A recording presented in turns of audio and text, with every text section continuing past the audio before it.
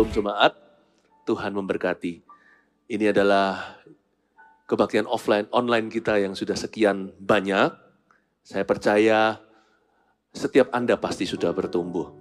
Saya punya saran untuk kita kebaktian lewat layar seperti ini bagaimana caranya?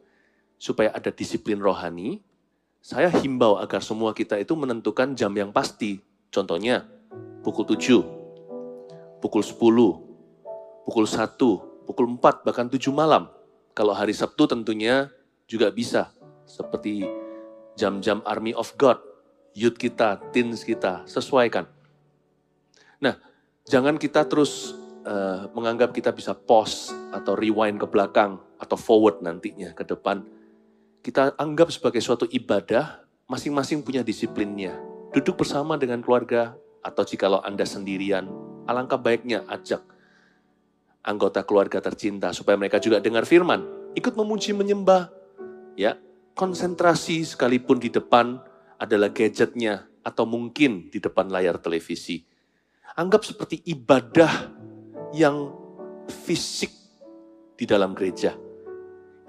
Dari awal hingga doa berkat, ikuti semuanya supaya kita bisa bertumbuh, ya. Dan termasuk pengumuman, persembahan, lagu-lagu pujian, dan firman. Bahkan doa penutupan. Bapak Ibu Saudara, dengan demikian kita melatih diri kita untuk terus beribadah. Sebab perkara lahiriah itu terbatas, tapi ibadah itu gunanya nyata. Dan itu berfaedah bukan hanya untuk kehidupan yang kelihatan, tapi terutama kondisi hati kita. Dan dampaknya itu kekal. Saudara-saudara, ya.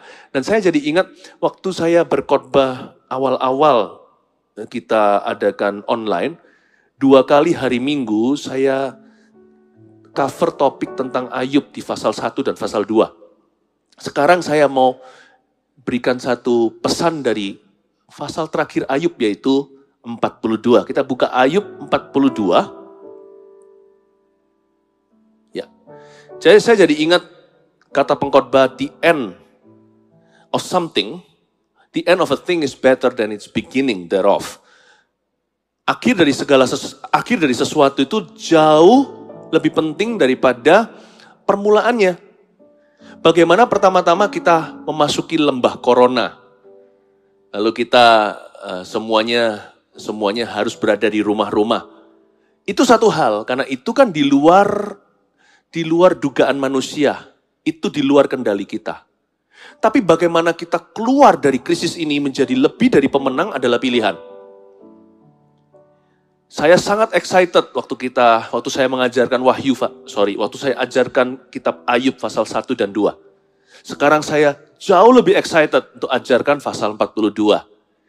Karena ini akan mengajarkan kepada kita dan menceritakan bagaimana Ayub mengatasi masalahnya. Bagaimana Ayub keluar sebagai pemenang, lebih dari pemenang dari krisis kehidupannya. Ayub pasal 42, judulnya Ayub mencabut perkataannya dan menyesalkan diri. Saya kasih judul tema begini, ambil catatan, pakai HP juga nggak apa-apa. Judulnya berkat setelah krisis, saya ulangi, berkat setelah krisis. Bukan berarti kita ini tamak, atau kita ini matre. Bukan mencari berkat itu selalu bicara tentang sesuatu yang material. Tapi kita ini semua adalah umat yang diberkati dan dipilih. Karena itu hati kita tertuju kepada Tuhan, mata kita harus menuju ke depan. Dan kita percaya ada berkat yang menanti kita, apa yang tidak pernah kita pikirkan. Apa yang mata kita belum lihat, telinga belum dengar, itu yang Tuhan sediakan. Kalau kita jadi orang percaya, percayalah yang demikian. Kita aja disebut sebagai orang percaya Tuhan. Itu di situ ada believer. They are all believers. Mereka semua adalah orang percaya. Kalau kita orang percaya, jangan ragu, jangan bimbang. Jangan negatif pikiran. Suasana situasi sekeliling kita, segala sesuatu yang terjadi boleh terpuruk. Tapi hati tidak boleh ikut-ikut terpuruk. Perahu boleh tenggelam. Tapi selama kita masih punya 2 kaki, berlandaskan iman, kita bisa berjalan di atas air bersama dengan Tuhan. Hati urus sendiri. Ayub ini mengalami berkat setelah krisis kehidupan. Ini yang saya doakan agar setiap jemaat kita semuanya juga mengalami berkat seperti Ayub. Ayat pertama, maka jawab Ayub kepada Tuhan, aku tahu bahwa engkau sanggup melakukan segala sesuatu dan tidak ada rencanamu yang gagal. Pasal 42 ayat 1, dimulai dengan jawaban Ayub kepada Tuhan. Setelah pasal-pasal sebelumnya, Ayub mengeluh kesahkan nasib buruk yang dia alami. Dia tidak menuduh Tuhan, dia tidak kepahitan. Dan dia juga tidak mengutuki Tuhan, seperti yang diinginkan oleh istrinya di pasal pertama. Di pasal-pasal ayat-ayat awal. Istrinya kan berkata, kutuki saja Tuhan, kenapa kamu masih tetap setia sama dia? Kenapa kamu masih memuja Tuhan? Kenapa masih menyembah dia? Bukankah dia mengizinkan semua buruk ini terjadi dalam kehidupanmu? Ayub menegur istri sendiri dan berkata, Tuhan mengambil. Tuhan yang memberi, Tuhan yang mengambil. Terpujilah nama Tuhan. Dan dengan demikian Ayub tidak berdosa dengan mulutnya. Ya, namun tidak dipungkiri bahwa sepanjang perjalanan Ayub setelah kehilangan orang-orang yang dia cintai, anaknya semua mati, tubuhnya penyakitan, hartanya ludes semalam. Tidak gampang bukan? Belum lagi rasa sakit yang tidak manusiawi yang dia harus alami pada tubuhnya sendiri. Sehingga dia harus menggaruk-garuk yang namanya kulitnya itu dengan beling, dengan kaca. Karena saking gatal dan sakitnya. Ayub ini dalam keadaan tidak tahan. Dia sempat keluh kesahkan, Lord, why do you allow this to happen? I'm innocent. Aku ini gak bersalah. Aku ini innocent Tuhan. Aku ini gak bersalah. Aku salah apa? Dia tidak mengutuk Tuhan. Tapi dia membela diri dan berkata, why me? Sedikit memberikan review latar belakang. Nah, Tuhan setelah sekian lama diam, dan Ayub ditekan oleh teman-temannya. Teman-temannya itu naif sekali dan berkata, kamu pasti ada salahnya. Kamu itu pasti ada dosa yang kamu sembunyikan. Kenapa kamu alami semua malapetaka? Manusia itu kan gampang ya. Kalau lihat orang mujur kita iri. Nanti kalau kita lihat orang malang, kita kutuki dan berkata itu orang pasti ada salah sama sorga. Manusia itu ternyata tidak multidimensional. Mereka hanya menilai, kita ini seringkali hanya menghakimi dan menilai apa yang kasat mata. Nah, Ayub semakin sengsara. Punya teman seperti ini, punya kawan seperti ini, buat apa lawan? Bukankah mereka sahabat karib saya? Elifas, ya kan, Sofar, tiga teman-temannya dan Bildad ini. Masing-masing adalah teman karib. Sahabat sejati, mungkin teman dari sekolah. Tapi mereka semua menuduh, jari mereka tudingkan kepada Ayub, lu pasti ada salahnya. Gak mungkin lah kejadian apes begini ini bertubi-tubi itu pasti ada sesuatu pada dirimu. Ayub semakin menderita, bukannya dia itu diberikan empati, tapi malah justru dihakimi. Lalu dia semakin berkeluh kesah, groaning, ya. Dia bukan ngomel sih, tapi dia hanya berkata, dia berkata, kenapa Tuhan? Aku ini tidak salah. Semakin dia ditekan, semakin bela diri dan berkata, I'm innocent. Nah, Tuhan akhirnya memecah hening cipta. Dia akhirnya mulai berbicara. Dan ketika Tuhan berbicara, Tuhan tunjukkan kebesarannya dan misteri Allah yang tidak bisa dipahami dengan otak manusia yang hanya sebesar genggaman tangan. Ayub direndahkan. Tuhan tidak marah sama hambanya. Tuhan hanya rendahkan hatinya. Ayub, you don't know everything. Kamu tidak tahu segala sesuatu. Jangankan yang terjadi di bumi. Yang terjadi di hidupmu, di lubuk hatimu aja tidak segala sesuatu kau pahami. Saya jadi ingat kata-kata Yeremia berkata begini. Hati manusia itu licik sekali. Sehingga kita sendiri tidak mengenali hati yang ada di tubuh kita ini. Kita tidak pernah bisa mengerti kenapa kita bisa begini. Tuhan tegur Ayub bukan karena dia berdosa. Tuhan tegur cara berpikirnya yang kekanak-kanaan. Sehingga Tuhan berkata, Ayub, kamu mencoba menilai sesuatu yang jauh lebih tinggi dari pikiranmu. Ayub, Tuhan berkata, aku itu tidak bisa selalu kau masukkan di dalam akalmu. Cara kerjaku lebih tinggi, jalanku lebih tinggi daripada jalanmu setinggi sorga dari langit. Akhirnya Ayub menjawab. Nah, kita sekarang lihat ayat pertama lagi. Maka jawab Ayub kepada Tuhan. Aku tahu bahwa Engkau sanggup melakukan segala sesuatu dan tidak ada rencanamu yang gagal. Ayub drop semua teorinya. Dia berkata, aku tahu sekarang bahwa Engkau sanggup melakukan segala perkara. Tidak ada rancanganmu yang akan pernah gagal. Jemaat yang dikasihi Tuhan, ketika kita mengalami suatu tantangan dalam hidup ini, krisis kehidupan, biasanya semua teori kita akan ditantang. Dan pada saat itu, yang hanya bisa berdiri teguh, bukan orang yang punya teori belakang.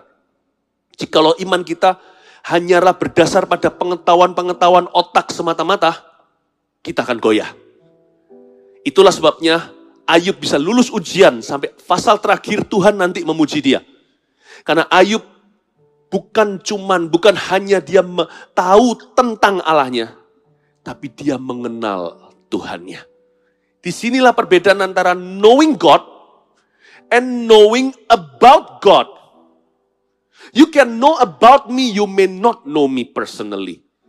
Contohnya, kita bisa mengenal tentang seseorang. Kita punya info-infonya atau biodatanya.